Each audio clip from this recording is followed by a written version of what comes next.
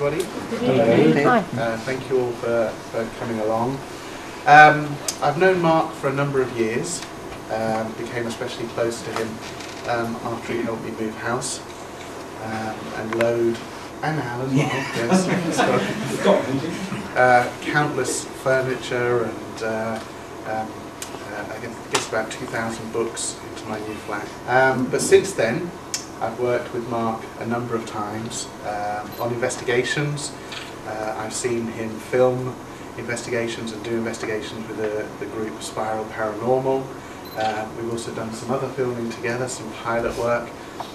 But aside from that, had countless chats about the paranormal, but specifically ghosts and haunting experiences generally.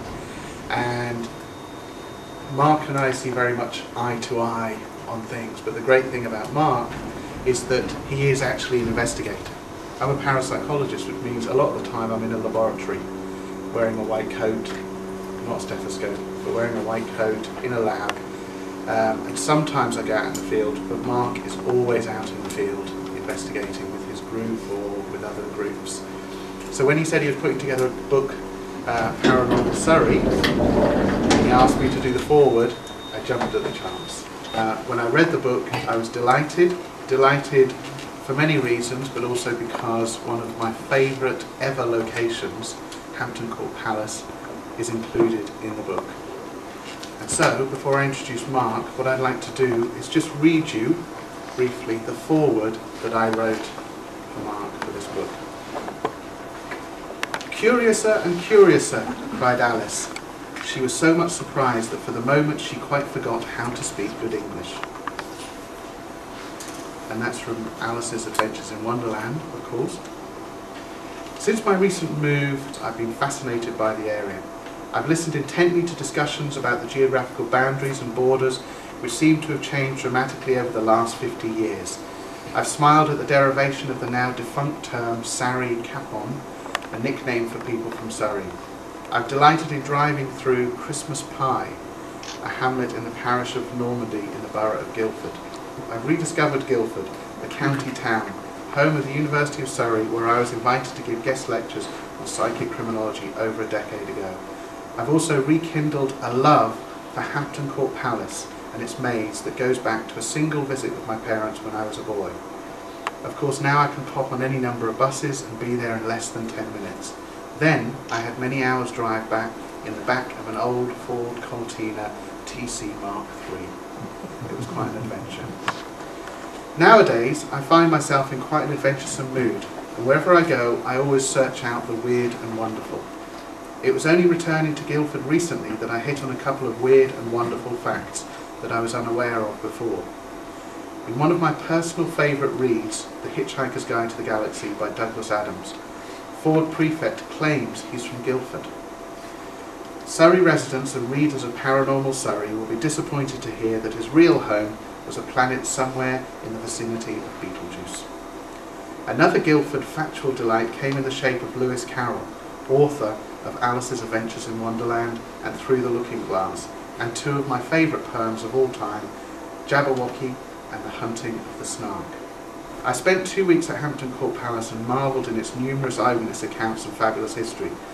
Mark, however, doesn't tread the well-worn path of many ghostly guides by recounting the often heard stories associated with the well-known Surrey locations. He also gives some of the locations a very personal edge. Whether it's an intimate reference to his own visit or simply retelling an experience of a friend. This more personal touch to the guide makes the reader feel he's getting something extra, and that's what I found fascinating. Fascinating because I never tire of hearing these stories, and I know Mark doesn't either. As you take this journey round the weird and wonderful side of Surrey with Mark, marvel in hidden treasures that he's discovered and that we as a reader also discover. As someone who's been involved in haunting investigations and experiences for over 2 decades, I'm still amazed at the wealth of ghostly reports and haunted locations still out there, and I'm grateful to Mark for showing them to us. Bless you. And so, without further ado, I'd like to introduce you to the author, who after that forward, I'm sure needs no more words. Ladies and gentlemen, put your hands together for Marq English.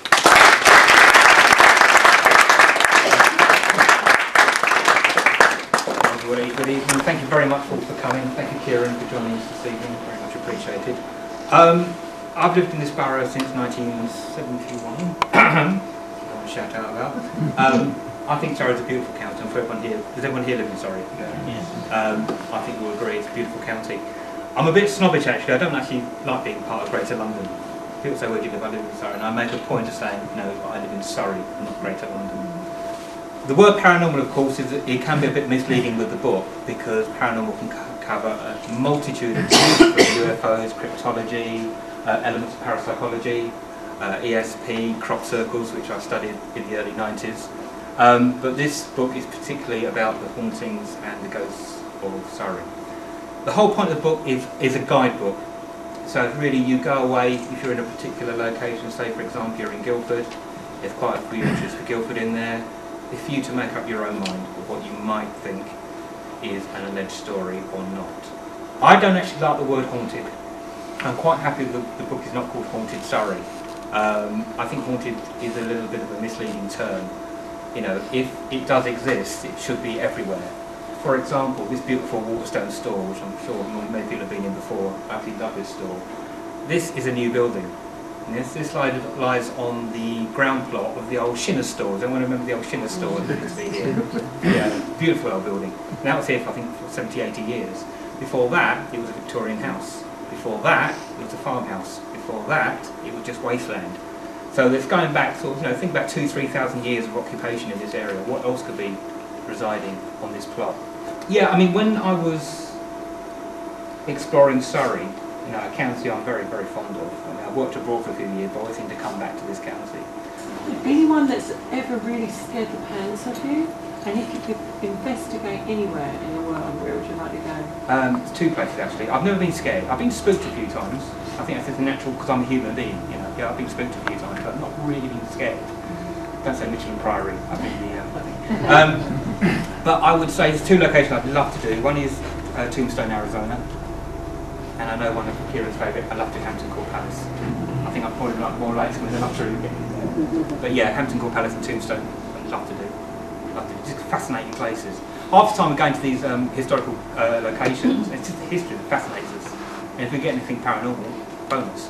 I try not to speculate because we're human beings and we're speculating with no real evidence to go on. But there are lots of theories out there. Marq mentioned about residual wounded. Related to that is this stone tape theory.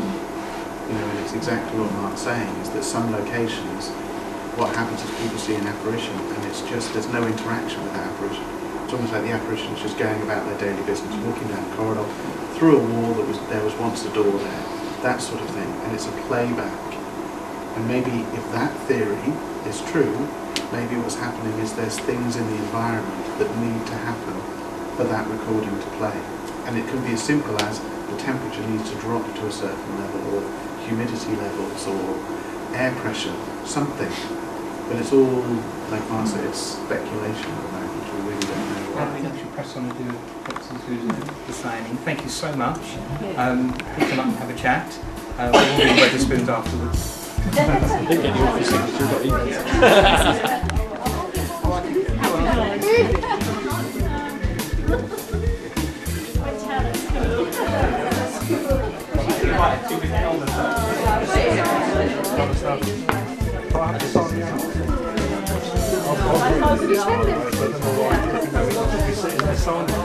Oh, that was a fiver then.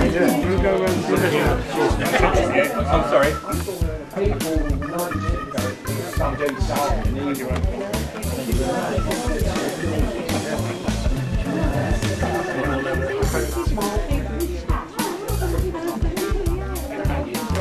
That's what the badge is.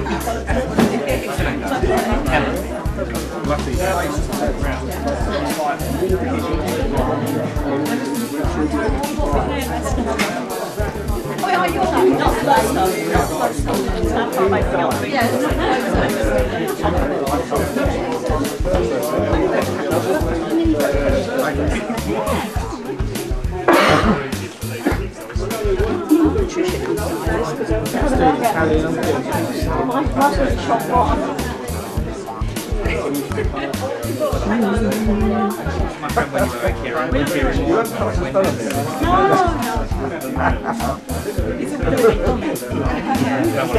Oh, thanks. No, you didn't. You're Joe.